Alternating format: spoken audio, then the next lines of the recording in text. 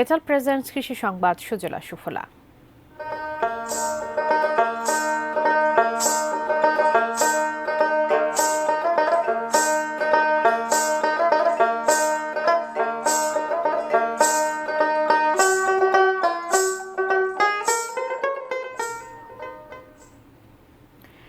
দেশের সর্বোত্তরের জেলা পঞ্চগড়ে দিন দিন বেড়েই চলেছে উত্তরের কালোসোনা খ্যাত রানী এক জাতের পেঁয়াজ বীজের আবাদ। আবহাওয়া অনুকূলে থাকায় এবং রোগবালাই কম হওয়ায় এবার অনেকটাই কমেছে খরচ, ফলনও হয়েছে ভালোই। চাষিদের আশা, সব ঠিক থাকলে একই আবাদ থেকে একই খরচে পেঁয়াজ ও পেঁয়াজের বীজে আসবে 2 দফায় লাভ। বাজার ভালো থাকলে প্রতি বিঘায় 1 লাখ টাকা খরচে শুধু পেঁয়াজ বীজ বিক্রি করেই আসবে 2 থেকে 2.5 লাখ টাকা।